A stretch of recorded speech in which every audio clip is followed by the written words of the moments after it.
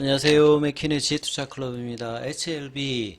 자, S마켓가 하루 남았습니다. 대장암 관련되는 1B 이상 관련돼서 초록 공개가 되었는데요. 자, 이 데이터 관련되는 부분 한번 살펴봐 드리도록 하겠습니다. 오늘 뭐 시장이 굉장히 좀 안 좋았고, HLB 주가도 많이 빠졌기 때문에 별로 이제 분위기는 그렇게 좋지 않습니다만, 이 체크할 부분들은 또 체크를 해야 될 것 같습니다. 자, HLB, 에스모 학회가 지금 이제 하루가 남았죠. 예, 하루가 남았는데 학회 분위기는 지금 이제 학회 참여 기업들도 주가가 다 이렇게 빠져 있기 때문에 학회 모멘텀은 생각만큼 이렇게 나오고 있지는 않습니다. 근데 이제 발표 관련되는 부분들 살펴보면 대장암 관련되는 부분에서 이 초록 관련되는 부분이 떠 있는데요. 이걸 누르면 이제 밑에 백그라운드 메서드 리절트 뒤에 이제 에피카시 이제 리절트 뭐 효능 결과에서 이제 구체적인 어떤 데이터 그 다음에 컨클루전 되어 있습니다.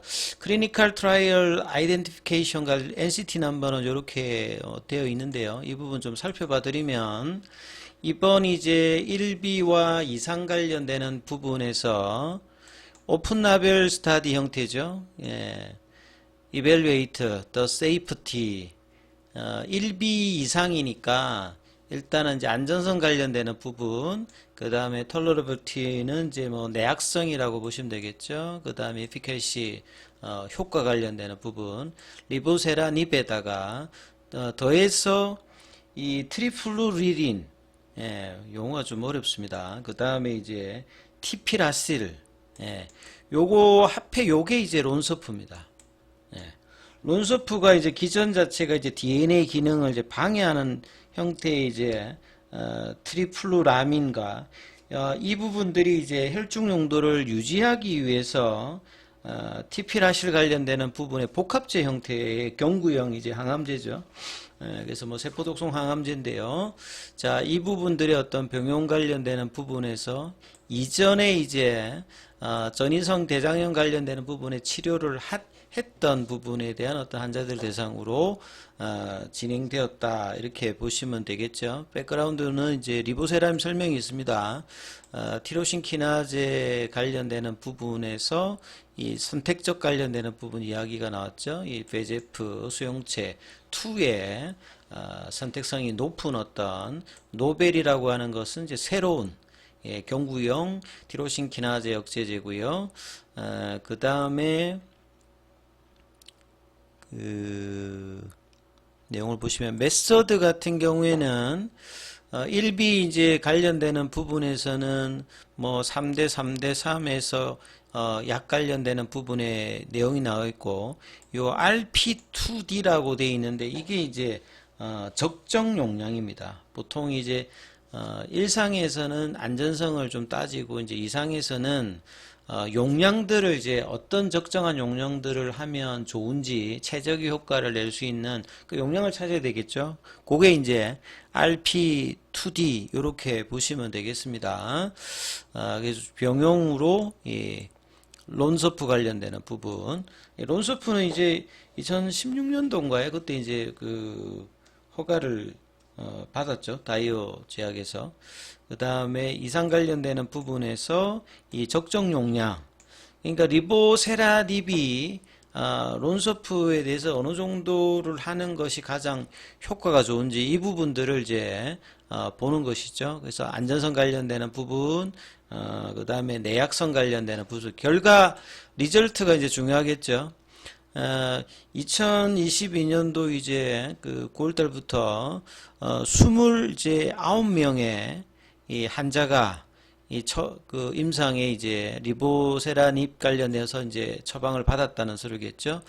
중간 나이는 54세, 30세에서 80세까지 했는데 중간 이제 미디언 값이 이제 54세입니다. 대부분의 어떤 이제 성별로 보면 이제 남성이 이제 55%로 많았고, 백인 쪽이 훨씬 더 많았죠. 그리고 이제, 뒤에 이제 내용들을 보시게 되면 기타 이제 이 부작용 관련되는 부분에서는 뭐, 이 뭐 골수옥제라든지 뭐 메스컴이라든지 그다음에 뭐 설사 퍼티그는 이제 뭐 무기필요, 무력증, 예, 뭐 단백뇨 여러 가지 이제 형태가 있었는데 no treat related death 그러니까 이제 치료와 관련해서 사망 관련되는 부분들은 occurred 발생하지 않았다는 거죠. 그래서 부작용은 여러 이제 정상들이 있었습니다만 사망은 뭐 없었고 사망이 나오지 않았다는 부분이죠. 그리고 the patients who received the longest duration of treatment 26사이클 이상의 이제 환자들은 여전히 지금 리보세라님으로 치료를 하고 있다.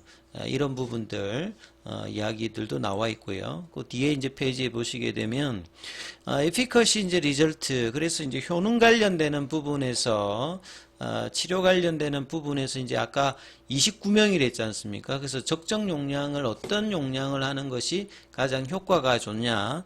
그래서 리보세라닉 관련되는 부분에서는 여기 이제 29명 중에서 7명은 30mg 그 다음에 이제 7명은 400mg, 그 다음에 8명은 500mg, 그 다음 7명은 600mg, 이렇게 네 가지 이제, 형태로, 뭐, 암으로 나누어가지고 이렇게 했겠죠.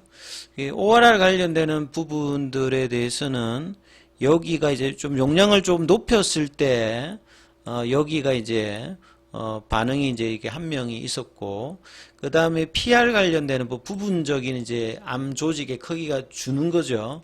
여기에도 보시게 되면 500mg을 했을 때가 이제 한 명이 이제 반응을 한 겁니다.